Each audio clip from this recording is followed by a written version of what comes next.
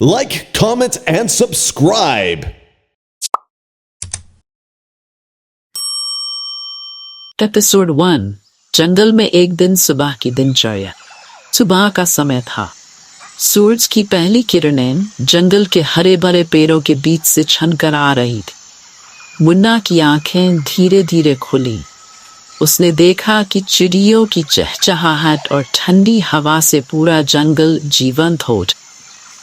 मुन्ना मुस्कराया और बिस्तर से उठकर अपने छोटे से घर के बाहर आया, जहां उसकी माँ पहले ही उठकर जंगल के ताजे फलों और सब्जियों से नाश्ता तैयार कर रही। ला, मैं आपकी मदद करूंगा, मुन्ना ने खुशी से कहा। माँ ने मुस्कुराते हुए उसे आम की स्लाइस काटने को कहा। मुन्ना ने बड़ी सावधानी से आम को काटा और प्लेट में सजाया। तभी चिकी, मुन्ना का प्यारा बंदर, उछलता कूदता हुआ आया और एक आम का टुकड़ा मुंह में दबाकर भागने लगा। मुन्ना और उसकी माँ हंसने लगे। चिकी के साथ खेल। नाश्ते के बाद मुन्ना और चिकी ने खेलने का मन बनाया। उन्होंने जंगल में पेड़ों और झाड़ियों के बीच छिपा छिपी खेलने का फैसला किया। चिकी बहुत चालाक था।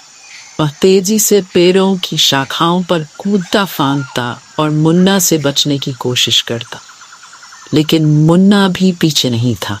वह ध्यान से चिकी को ढूंढता और उसके पीछे भाग। मैंने तुम्हें पकड़ लिया, मुन्ना ने हंसते हुए कहा, जब उसने चिकी को एक झाड़ी के पीछे छिपा हुआ पाया।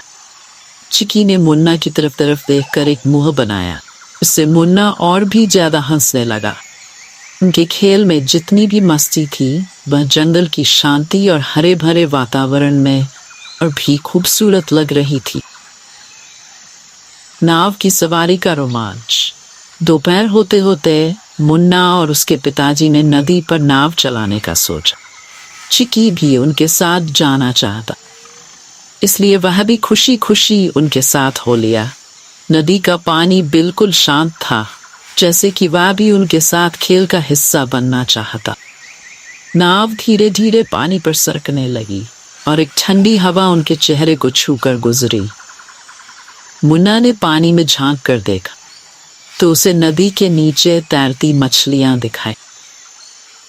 चिकी ने भी नदी के पास जाकर अपनी अजीब हरकतें की, जैसे कि वह मछलियों से बात कर रहा।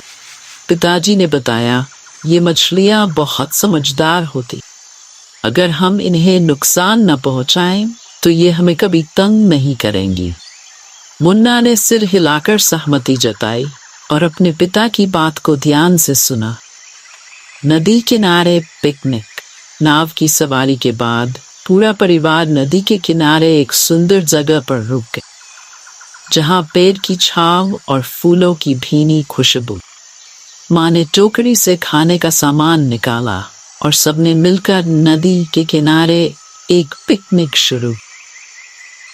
मुन्ना ने माँ और पिताजी से जंगल के बारे में कहानियां सुनने की जिद की।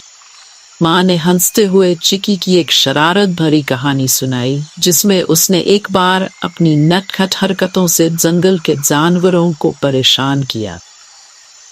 चिकी ने कहानी सुनते हुए मुंह बनाया और मुन्ना और उसके पिताजी ने हंसते हुए तालियां बजाई। चिकी ने अपनी नटखट चालाकी से एक बार फिर माहौल में हंसी घोल दी, जब उसने अचानक से एक टोकरी उठाई और एक तरफ भागने लगा। लेकिन उसने जल्द ही लौटकर सबको हंसाते हुए माँ टोकरी वापस दे दी। शाम की कहानी का समय। शाम का समय हो चला था। सूरज धीरे धीरे ढलने लगा और जंगल का हर कोना नारंगी रोशनी में नहाने लगा। मुन्ना, उसकी बहन और चिकी एक जगह बैठकर माँ की कहानी सुनने लगी। माँ ने जंगल के अनगिनत रहस्यों और अद्भुत प्राणियों के बारे में एक रोमांचक कहानी सुनाई। इस जंगल में हर पेड़, हर फूल और हर जानवर की अपनी एक कहानी होती है। माँ ने मुस्कुराते हुए कहा।